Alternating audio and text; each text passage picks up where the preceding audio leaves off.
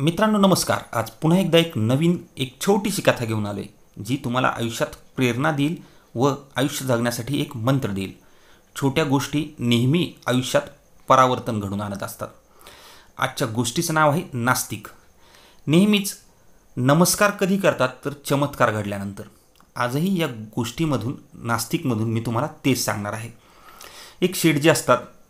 मोठ्या शहरातली एक नामांकित व्यक्ती म्हणून त्यांचं नाव असतं. शहरामध्ये असं क्वचितच कोणी असेल की त्यांना ओळखत नाही. अख्ख्या देशामध्ये त्यांचं नाव असतं आणि त्यांचं घर खूप आलिशान असतं, मोठं असतं. खूप मोठे कारखाने असतात, खूप मोठे कामगार असतात, खूप मोठा व्याप मागे असतो. त्यांच्या घरामधले सर्व लोक हे देवाची भक्ती करत असतात. प्रसन्न वातावरण असतं घरात. नेहमी नेहमी देवपूजा चालू असते. लहान मुलं खेळत असतात, वयस्कर लोक देवपूजा करत असतात. शेठजी मात्र थोडेसे नास्तिक स्वभावाचे असतात. एके दिवशी अचानक ते 5-6 वाजता काम संपवून घरी आले आणि घरी आल्यानंतर त्यांना दिसलं की वयस्कर लोकांचं देवदेव चालू आहे, लहान मुलं खेळत आहेत. त्यांना आल्यानंतर प्रसन्न वाटलं. वर आपल्या खोलीत नेहमीप्रमाणे ते गेले. परंतु खोलीत गेल्यानंतर त्यांना थोडंसं अस्वस्थ वाटायला लागलं.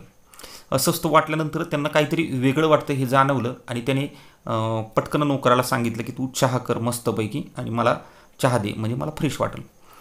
नोकर चहाला गेला. नोकर चहा घेऊन आला. त्यावेळेस त्यांनी सांगितलं, अरे चहानी फक्त राहील असं वाटत नाही, तू तात्काळ डॉक्टरांना बोलव, काहीतरी गडबड आहे, मला अजिबातच व्यवस्थित वाटत नाही. हा निरोप घरच्यांपर्यंत गेल्यानंतर घरचेही घाबरले. थोड्याच वेळात डॉक्टरांची टीम आली. प्रत्येक हॉस्पिटलचे तज्ज्ञ डॉक्टर बोलवले गेले. मोठे शेठजी होते, मोठं नाव होतं आणि सगळे डॉक्टर आले. सगळ्या डॉक्टरांची टीम आली. प्रत्येक प्रकारच्या टेस्ट घेतल्या गेल्या, ब्लड घेतल्या गेले त्यांचं आणि प्रत्येक प्रकारच्या टेस्ट अगदी लवकरात लवकर उपलब्ध करून डॉक्टर तिथंच थांबून सांगत होते त्यांना. पण कुठल्याही टेस्टमध्ये काही निष्पन्न झालं नाही. त्यावेळेस डॉक्टरांनी सांगितलं की तुमच्या मनावर कसला तरी ताण आला, त्याच्यामुळे कदाचित तुम्हाला तसे वाटत असेल. परंतु तरीही शेठजींना ते बरं वाटत नसल्याने डॉक्टरांचं म्हणणं पटत नव्हतं. ते म्हणत होते, मला काहीतरी तुम्ही टॅबलेट द्या, गोळ्या द्या, मला अजूनही अस्वस्थ वाटतंय, काहीतरी वेगळं वाटतंय. त्यावेळेस डॉक्टरांनी सांगितलं, अहो शेठजी तुम्हाला खरंच काही झालं नाही, तुम्ही आराम करा, फक्त दमला आहात तुम्ही, त्यामुळे तुमचं मन अस्वस्थ झालं, त्याच्यामुळे तुम्हाला तसं वाटतंय, तुम्हाला काही टॅबलेटची गरज नाही. परंतु तुम्ही आग्रह करतायच म्हणून एक तुम्हाला झोपेची गोळी लिहून देतो, जर गरज वाटली तर घ्या, पण जर झोप लागली तर तशीच लागू द्या, गरज वाटली तर घ्या. शेठजी म्हणाले ठीक आहे. शेठजी मनाला सांगत होते काही झालं नाही, पण तरी पण त्यांना मनातून अस्वस्थ वाटत होते. डॉक्टरांनी खात्री केली की त्यांना खरंच काही झालं नाही, सगळे रिपोर्ट नॉर्मल आहेत. घरच्यांनाही सांगितलं आणि डॉक्टर निघून गेले. इकडे शेठजी रात्री लवकर झोपण्याचा प्रयत्न करत होते. लवकर झोपायचे, आराम करायचे आपल्याला, डॉक्टरांनी सांगितलं ह्या भावनेतून. बराच वेळ झालं, झोप येईना. शेवटी त्यांनी 12 वाजता झोपेची गोळी खाल्ली आणि झोपेचा प्रयत्न करायला लागले. 1 वाजला, 2 वाजले, 3 वाजले, तरी त्यांना झोप येत नव्हती. शेवटी ते गॅलरीमध्ये आले. आज जरा त्यांना वेगळंच वाटत होतं. रात्री शांत सगळं शहर दिसत होतं गॅलरीमधून. ते गुपचूप खाली उतरले आणि थोडंसं चालू या विचारामध्ये ते चालत राहिले बागेमध्ये की चालता चालता आपल्याला कदाचित दमल्यामुळे झोप लागेल, ही भावना त्याच्या मागची. बागेतून ते बाहेर पडले. बागेतून बाहेर रस्त्याला लागले. बरेच दिवस झाले त्यांनी चाललेले. ते कायमचे 4 चाकी गाडीमधून जायचे.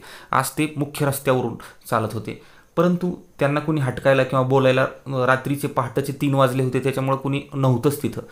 ते शांतपणे चालले होते. चालता चालता डोक्यामध्ये विचार येऊ लागले, आपले कारखाने कसे उभे राहिले, आपण कसे लहानपणी कष्टात दिवस काढले, लहानपणी आपलं घर कसं होतं, आपले नातू कसे आहेत, म्हणजे अशी विविध विषयांची साखळी त्यांची जुळत राहिली आणि ते लांबपर्यंत चालत गेले. एके ठिकाणी थोडासा थकवा आल्यानंतर ते खाली बसले आणि खाली बसल्यानंतर त्यांनी पायातली चप्पल काढली आणि ते थोडासा आराम करू लागले. तरीही त्यांना झोप लागत नव्हती. विचाराची साखळी त्यांची तुटतच नव्हती. ते सतत विचार करत होते, काही ना काही भविष्याबद्दल, काही भूतकाळाबद्दल. हा विचार चालूच होता. तेवढ्यात एक कुत्रा आलं आणि त्या कुत्र्याने एक शेठजींची चप्पल उचलली आणि ते पळालं. आता शेठजी त्याच्या मागं एक चप्पल घेण्यासाठी धावले. ते कुत्रं एक छोट्याशा गल्लीमध्ये शिरलं. झोपडपट्टी टाईप थोडीशी अरुंद बोळींची गल्ली होती आणि त्या ठिकाणी शेठजी घुसले. कुत्रे पुढं पुढं, शेठजी मागं मागं. शेवटी कुत्र्याला एक मोठा दगड त्यांनी मारला. कुत्र्याने ती चप्पल तिथं टाकली आणि ते कुत्रं पळून गेलं.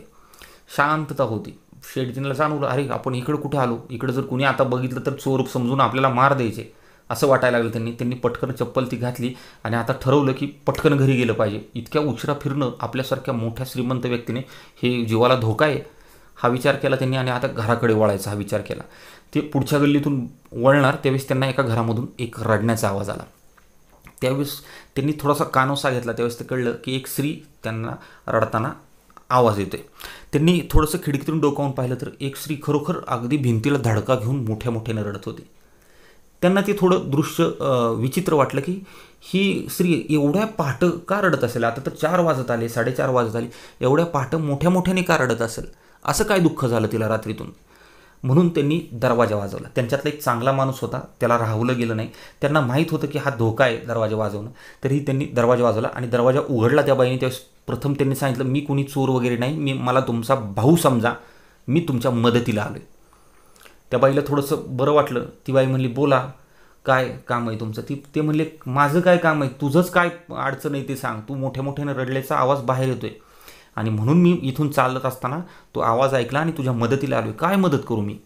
त्यावेळेस ती म्हणाली, अहो ते लेकरू झोपलं आहे माझं लहान मुलगी, मी विधवा आहे आणि ती मुलगी माझी जी आहे तिचं ऑपरेशन करायचं आहे आणि त्यासाठी खूप मोठे पैसे लागत आहेत म्हणून मी रडत आहे.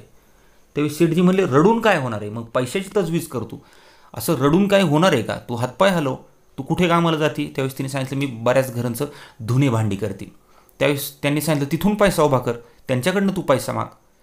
त्यावेळेस तिने सांगितलं, मी बऱ्याच जणांना पैसे मागितले, परंतु मला काल एक जणांनी हा उपाय सांगितला होता की या ठिकाणी तू 4 वाजता तुझ्या घरी रडायचं, 4 ते 5 मोठ्या मोठ्याने रडल्यानंतर तुला मदत होईल, असं एक बाबाजींनी सांगितलं होतं. ते म्हणले, बाबाजींनी काहीतरी सांगते तू. नाही, खरंच मला बाबाजींनी सांगितलं होतं का की तू पहाटे 4 ते 5 मोठ्या मोठ्याने रड, आणि म्हणून मी मोठ्या मोठ्याने रडत होते, माझं दुःख देवापर्यंत पोहोचवत होते आणि माझा प्रयत्न अजूनही चालूच आहे. शेठजींना काही पटलं नाही. त्यांनी त्या निरागस गोंडस लेकराकडे बघितलं आणि ते लेकरू झोपेमध्ये खूप गोंडस दिसत होतं, छान दिसत होतं. त्यांनी तात्काळ ॲम्ब्युलन्सला फोन केला, शहरातल्या सगळ्यात मोठ्या हॉस्पिटलला फोन केला आणि त्या ठिकाणी ॲम्ब्युलन्स बोलवली. तात्काळ त्या ठिकाणी ॲम्ब्युलन्स आली. त्या ठिकाणून त्या स्त्रीला आणि त्या मुलीला घेऊन जाण्यात आलं. स्त्रीला त्यांनी पत्ता दिला आणि सांगितलं की उद्या ह्या पत्त्यावर यायचं आणि तुला पाहिजे ते काम दिलं जाईल, मी मॅनेजरशी बोलून ठेवतो, अनेक कंपन्या आहेत, तुला जे जमल ते काम कर, असं सांगितलं आणि उद्या भेट घ्यायला सांगितली. आणि त्या डॉक्टरांच्या ज्या मॅनेजरशी होते हॉस्पिटलचे, त्यांना सांगितलं की हे पेशंट मी पाठवले म्हणजे ते मोठे शेठजी होते, त्यांना सगळेच ओळखत होते आणि सगळं बिल मला पाठवायला सांगितलं की माझ्या ऑफिसला पाठवा, मी सगळं पे करणार आहे, त्या मुलीचं काय असेल ते व्यवस्थित ऑपरेशन करून द्या. ते आता त्यांना थोडीशी मानसिक स्वस्थता लाभली आणि थोडी डोळ्यावर झोप यायला लागली. इतक्या वेळ त्यांच्या मनामध्ये जे टेन्शन होतं ते अनामिक टेन्शन होतं, त्यांना काहीच कळत नव्हतं. आता 5 वाजल्यापासून संध्याकाळी आता पहाटे 5 वाजत आले होते. 12 तास त्यांचे विचित्र गेले होते. कसलं तरी टेन्शन होतं, ते त्यांना सांगता येत नव्हतं. डॉक्टर तर म्हणत होते रिपोर्ट नॉर्मल आहेत. आता ते तणाव सगळा निवळला होता. ज्यावेळेसपासून ते ॲम्ब्युलन्स पेशंट घेऊन गेले त्यावेळेसपासून त्यांना तणावातून मुक्त झाल्यासारखं वाटलं. त्यांना आनंद वाटला की आपण कोणाच तरी कामाला आलो, कोणाच तरी मदतीला आलो.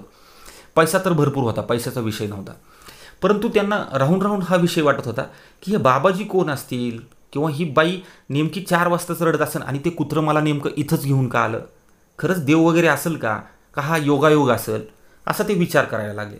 आणि विचार करत करत त्यांच्या घरापर्यंत आले. आता घरी जाऊन शांतपणे झोपायचा हा निर्णय होता. त्यांच्यामध्ये मनामध्ये हा मोठा तिढा निर्माण झाला होता की त्या कुत्र्याने मला तिथं घेऊन गेलं, हा कसला विचित्र योगायोग, मी इतक्या रात्री कधी न बाहेर पडणारा माणूस बाहेर पडलो, हाही कसला विचित्र योगायोग. त्या बाईला कोण बाबा भेटला, त्यांनी पहाटे रडायला लावलं, हाही किती विचित्र योगायोग. किती योगायोग एकाच वेळेस आलेत. मी सायन्सला मानणारा माणूस आहे, मी नास्तिक आहे, मी देव मानत नाही, पण इतके विचित्र योगायोग त्या मुलीचा जीव वाचण्यासाठी आले.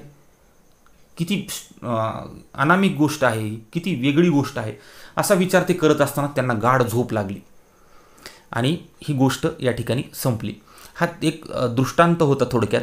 तर अनेक पैसा असून, खूप मोठा पैसा, खूप मोठे बिझनेस, खूप मोठे कारखाने असूनसुद्धा त्यांना मानसिक स्वास्थ्य नव्हतं. ज्यावेळेस त्यांनी ते ॲम्ब्युलन्समध्ये त्या रुग्णाला, त्या मुलीला पाठवलं त्यावेळेस त्यांना मानसिक स्वास्थ्य मिळालं. ज्यावेळेस पैशाचा उपयोग त्यांनी दुसऱ्यासाठी केला, कधीतरी दुसऱ्याचा विचार केला, इतक्या दिवस ते पैसा जोडत होते, एका कारखान्याचे 2 कारखाने 3 कारखाने हाच व्याप सांभाळत होते. आज त्यांनी पहिल्यांदा कितीतरी वर्षांनी दुसऱ्यासाठी काम केलं होतं. त्यामुळे त्यांना खूप आनंद झाला होता आणि शांत झोप लागली होती. त्यांनी ठरवलं होतं इथून पुढे मी दुसऱ्यासाठी काम करणार, असा सेवेचं काम करणार. त्या स्त्रीच्या चेहऱ्यावरचा आनंदही त्यांना दिसत होता. अशा प्रकारे या गोष्टीतून आपल्याला हाच बोध घ्यायचा आहे की अशा अनेक संधी येत असतात की त्या संधीतून आपण दुसऱ्याला आनंद देऊ शकतो, दुसऱ्याला काहीतरी त्याच्या जीवनामध्ये आशेचा किरण देऊ शकतो. अगदी पैशाच्या स्वरूपातच असं काही नाही. कधी कधी एखाद्याला सुंदरसं हास्य देऊ शकता तुम्ही, एखाद्याला छोटीशी मदत करू शकता, एखाद्या माणसाला वजन उचलून देऊ शकता, एखाद्या माणसाला त्याची गाडी बंद पडली तर चालू करून देऊ शकता. कुठलीही मदत करावं, त्या मदतीने तुम्हाला खूप आनंद मिळेल. देव आहे नाही, मी आस्तिक आहे, मी नास्तिक आहे, हे सगळं सोडून द्या. निसर्ग रचना अशी झाली की एकमेकाला तुम्ही मदत केली तरच तुम्हाला दुसरा मनुष्य मदत करतो. एका हाताने दिलेलं ते निश्चित दुसऱ्या हाताने तुमच्यापर्यंत येत असतं. त्या शेटजींचा सुद्धा निश्चित भविष्यात भरभराट होईल ही आशा व्यक्त करतो. ही काल्पनिक कथा आहे, पण तरीही या पात्राला मी मनोमन सलाम करतो आणि या लेखकालाही सलाम करतो. तुम्हाला जर ही गोष्ट आवडली असेल तर आमचा आठवणीतील कथा हा यूट्यूब चॅनल नक्की सबस्क्राईब करा आणि शेजारील बेल आयकॉनलाही निश्चित प्रेस करा. धन्यवाद.